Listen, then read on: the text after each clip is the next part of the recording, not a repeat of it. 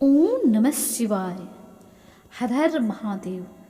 सृष्टि के आरंभ से लेकर आज तक जब भी मनुष्य ने अपने अस्तित्व, अपने कर्तव्य और अपने जीवन के सत्य को जानने की कोशिश की है, तब तब उनकी दृष्टि किसी न किसी रूप में भगवान शिव पर आकर ठहर गई है। शिव कोई देवता नहीं है।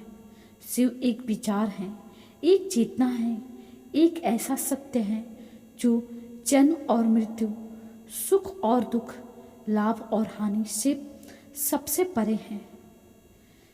शिव का दर्शन मनुष्य को यह सिखाता है कि जीवन भाग्य से नहीं बल्कि कर्तव्य और कर्म से बनता है। शिव का अर्थ जो कल्याण करता है। शिव शब्द का अर्थ ही कल्याण है, जो सबको कल्याण करे। शिव वही है। शिव किसी एक धर्म, किसी एक वर्ग या किसी एक व्यक्ति तक सीमित नहीं है। वे उस चेतना का नाम है जो पूरे ब्रह्मांड में व्याप्त है। शिव हमें यह नहीं सिखाते कि भाग्य के भरोसे बैठ जाओ, बल्कि यह सिखाते हैं कि कर्तव्य का पालन करते हुए भी निर्लिप्त रहो। शिव कैलाश पर विराजमान है, भस्म धारण करते हैं, गले में सर्प रखते हैं, परंतु वे किसी से कुछ मांगते नहीं। उनका जीवन हमें यह सिखाता है कि साधन कम हो, सुविधाएं कम हो, फिर भी मन स्थिर और कर्तव्य अडिग होना चाहिए। जीवन का सत्य जीवन और मृत्यु के बीच का कर्म। शिव दर्शन के अनुसार जीवन का सबसे बड़ा सत्य यह है कि जन्म और मृत्यु अटल है, परंतु उसके बीच का समय यानी जीवन मनुष्य के कर्मों से बनता है। शिव यह नहीं कहते कि तुम क्या पाओगे, शिव यह कहते हैं कि तुम क्या करोगे। मनुष्य अक्सर अपने दुखों का कारण दूसरों को मानता है। कोई समाज को कहता है समाज दोषी है, कोई कहता है परिवार दोषी है, कोई कहता है समय खराब है। पर शिव तत्व कहते हैं तुम अपने कर्मों के उत्तरदायी स्वयं हो। महादेव स्वयं संहार के देव हैं, फिर भी वे सबसे अधिक करुणामय हैं। इसका कारण यह नहीं है कि वे जानते हैं जो जैसा कर्म करेगा वैसा फल स्वयं पाएगा।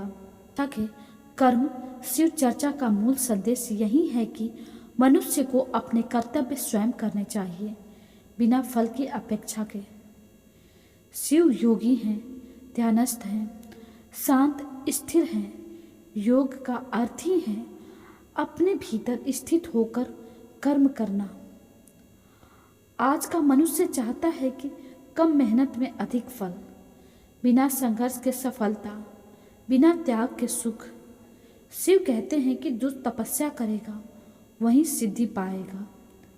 शिव ने स्वयं हलाल विष पिया, लेकिन बदले में कुछ नहीं मांगा।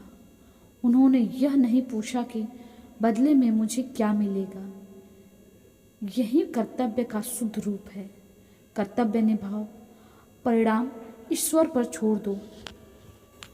शिव दर्शन भाग्यवाद के विरोधी नहीं है, परंतु वह कर्महीनता के विरोधी अवश्य है। भाग्य भी कर्म से ही बनता है। आज जो तुम्हारा वर्तमान में है वह तुम्हारे पूर्व कर्मों का परिणाम है, और जो तुम्हारा भविष्य होगा वह आज के कर्मों से बनेगा। शिव स्वयं तपस्वी हैं। उन्होंने घोर तपस्या की है, वैराग्य को अपनाया है और फिर गृहस्थ जीवन भी जिया है। यह दर्शाता है कि शिव केवल त्याग नहीं सिखाते बल्कि संतुलन सिखाते हैं। गृहस्थ और सन्यासी दोनों का मार्ग शिव चर्चा हमें यह भ्रम नहीं देती कि संसार को छोड़ना ही मोक्ष है। शिव स्वयं पार्वती के साथ गृहस्थ भी हैं और ध्यानस्थ योगी भी हैं। उनका अर्थ है जहाँ हो जैसे हो अपने कर्तव्य का पालन करो। एक किसान के कर्तव्य खेत जोतना है, एक माता का कर्तव्य संतान का पालन करना है। एक विद्यार्थी का कर्तव्य अध्ययन करना है। एक शासक का कर्तव्य न्याय करना है। शिव कहते हैं कर्तव्य से भागना पाप है और कर्तव्य करते हुए अहंकार भी करना पाप है। अहंकार और विसर्जन। शिव के मस्तक पर गंगा है, यह ज्ञान का प्रतीक है, परंतु शिव उस ज्ञान का घमंड नहीं करते, वे भस्म धारण करते हैं। यह स्मरण दिलाता है कि शिव शरीर नश्वर है। तब सबसे पहले अहंकार में आ जाता है। वह भूल जाता है कि सब अस्थायी नहीं है। शिव चर्चा हमें बार बार याद दिलाती है जो आज है वह कल भस्म हो सकता है। इसलिए अपने कर्म करो, पर अपने आप को ईश्वर से बड़ा मत समझो। दुख का कारण समाधान। मनुष्य पूछता है, हे शिव, मुझे दुख क्यों मिलता है? शिव उत्तर नहीं देते शब्दों में, शिव वे उत्तर देते हैं स्थिति में। दुख इसलिए आता है ताकि मनुष्य ठहर कर अपने कर्मों को देख सके। दुख मनुष्य को तोड़ता नहीं बल्कि सही दिशा देता है, यदि वह समझे। शिव स्वयं शमशान में रहते हैं क्योंकि वे जीवन का सबसे बड़ा सत्य जानते हैं, अंतिम सत्य। जो इस सत्य को समझ लेता है वह दुख भी स्थिर रहता है। मन, मोह और माया। शिव चर्चा में माया का कोई नकारा नहीं गया है बल्कि समझाया गया है। माया का अर्थ संसार नहीं बल्कि आसक्ति है। जब मनुष्य अपने कर्मों से अधिक अपने फल से जुड़ जाता है तब वह बंधन में पड़ जाता है। शिव कहते हैं कर्म करो पर बंधन मत बनाओ। मोह ही दुख का कारण है। शिव ने सती को खोया, फिर भी उन्होंने संसार को नष्ट नहीं किया। उन्होंने दुख को स्वीकार किया पर मोह में नहीं डूबे। शिव दर्शन का सबसे बड़ा सत्य यह है कि शिव बाहर नहीं भीतर हैं। हर मनुष्य के भीतर वही चेतना है, वही शक्ति है। जब मनुष्य अपने कर्तव्य से भागता है तब वह अपने भीतर के शिव से दूर हो जाता है। वह जब सत्य, धर्म और कर्म के मार्ग पर चलता है तब वह शिव के निकट होता है। शिव की पूजा का अर्थ केवल जल चढ़ाना नहीं होता। शिव की सच्ची पूजा है सत्य बोलना, कर्तव्य निभाना, अन्याय का विरोध करना और अहंकार का त्याग करना। समय, मृत्यु और सत्य शिव का महाकाल है। समय के भी स्वामी। समय किसी के लिए नहीं रुकता। जो समय रहते अपने कर्तव्य निभाता है वह बाद में केवल पश्चाताप करता है। मृत्यु शिव का एक रूप है पर वह भयानक नहीं बल्कि परिवर्तन है। जो अपने जीवन को कर्तव्य और धर्म से भर लेता है उसके लिए मृत्यु भी शांति बन जाती है। शिव पथ ही जीवन पथ।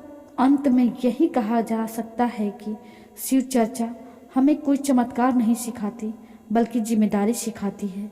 शिव कहते हैं अपने कर्तव्य स्वयं करो, अपने कर्म स्वयं उठाओ और सत्य के मार्ग पर अडिग रहो। जीवन का सत्य यही है कि जो बोलोगे वही काटोगे, जो करोगे वही बनोगे। शिव का मार्ग कठिन है पर सच्चा है। यह मार्ग दिखावे का नहीं आत्मबोध का है। जो इस मार्ग पर चल पड़ा उसके लिए जीवन का साधना है और मृत्यु भी मोक्ष है। तो एक बार हमारे साथ प्रेम से बोल दीजिए, हर हर महादेव, ओम नमः शिवाय। कैसी लगी हमारी यह शिव चर्चा? अगर आपको थोड़ी सी भी अच्छी लगी हो तो हमारे वीडियो को लाइक और चैनल को सब्सक्राइब जरूर करिएगा। मिलते हैं हम ऐसे ही शिव चर्चा के साथ। तब तक के लिए नमस्कार।